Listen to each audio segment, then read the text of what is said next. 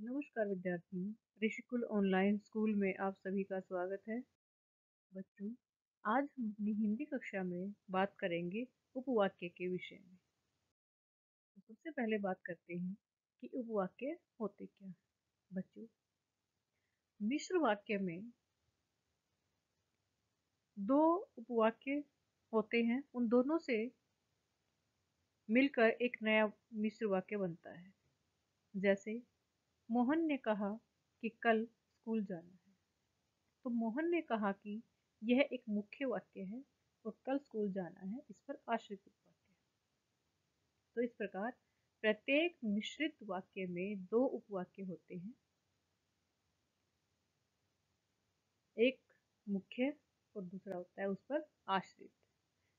जो आश्रित उपवाक्य होते हैं उनके तीन भेद होते हैं। कौन कौन से? देखिए ध्यान से। नंबर एक, संज्ञा उपवाक्य। नंबर दो, विशेषण उपवाक्य। और नंबर तीन, क्रिया विशेषण उपवाक्य। तो आज हम बात करेंगे केवल संज्ञा उपवाक्य के बारे में। बच्चों, संज्ञा उपवाक्य किसी उपवाक्य में जो आश्रित उपवाक्य मुख्य उपवाक्य की संज्ञा के स्थान पर आते हैं उन्हें संज्ञा उपवाक्य कहते हैं। दोबारा देखिए, किसी उपवाक्य में जब आश्रित उपवाक्य मुख्य उपवाक्य की संज्ञा के स्थान पर आते हैं तो उन्हें संज्ञा उपवाक्य कहते हैं। जैसे देखिए, केवट ने कहा कि बिना पांव धोए आपको नाव पर नहीं चढ़ाऊंगा। तो इसमें केवट ने कहा कि ये मुख्य उपवाक्य है और आश्रित उपवाक्य है बिना पांव धोए आपको नाव पर नहीं चढ़ाऊंगा। आगे देखिए, मैं जानता था कि सुमन अवश्य आएगी। मैं जानता था मुख्य वाक्य और इस पर जो आश्रित उपवाक्य है ये है बेटे सुमन अवश्य आएगी।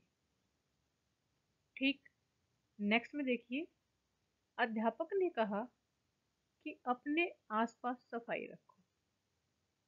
तो अध्यापक ने कहा मुख्य उपवाक्य और अपने आसपास सफाई रखो, ये है इस पर आश्रित उपवाक्य। तो बेटा इन वाक्यों में जो भी उपवाक्य प्रयुक्त हुए हैं, कौन से? बिना पाँव धोए आपको नाव पर नहीं चढ़ाऊंगा, फर्स्ट में हुआ था ये। सेकंड में था कि सुमन अवश्य आएगी। और थर्ड में था कि अपने आसपास सफाई रखो।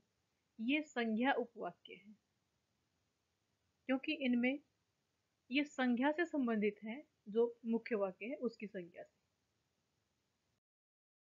कुछ और उदाहरण देखते हैं हम। अब छात्र समझ गए हैं कि 8वीं तक उन्हें कोई फेल नहीं कर सकता। तो यहाँ पर देखिए कि अब छात्र समझ गए हैं, ये प्रधान उपवाक्य है। कोई फेल नहीं कर सकता, ये उनका जो है आश्रित उपवाक्य है और ये संज्ञा उपवाक्य है।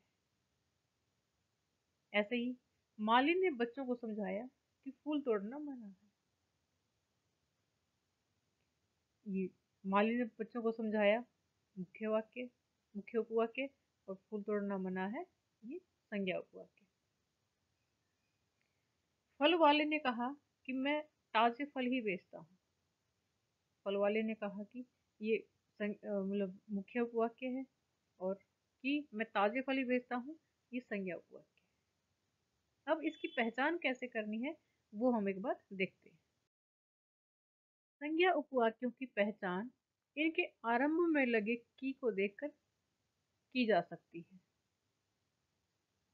ये उपवाक्य ज्यादातर की शब्द के द्वारा मुख्य वाक्य से जुड़े होते हैं। एक पहचान,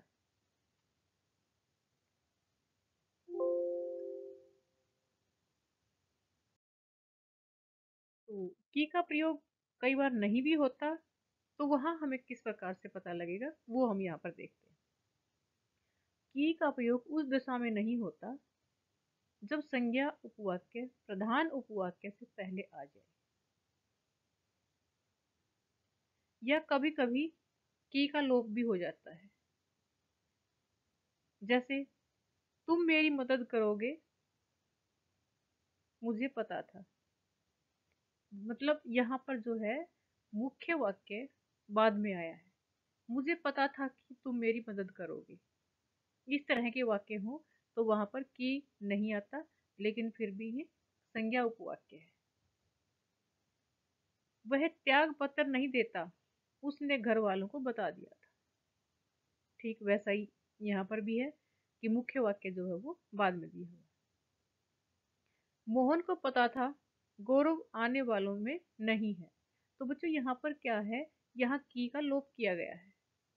मोहन को पता था कि गौरव आने वालों में नहीं है, तो यहाँ पर की सेंस निकलती है, लेकिन वो लोप है यहाँ से, हिडन है। तो हमें इस तरह के वाक्यों को भी पहचानना होगा। मरीज को लगने लगा अब वह ठीक नहीं हो जाएगा, तो यहाँ पर भी की का लोप है, तो उसका भी हमें ध्यान रखना है। तो बच्चों इस प्रकार से इन वाक्यों में हमें की का प्रयोग कहाँ है और कहाँ पर नहीं है, उन चीज़ों को पहचानना होगा। उन्हीं के आधार पर हम वाक्यों को पहचान सकते हैं।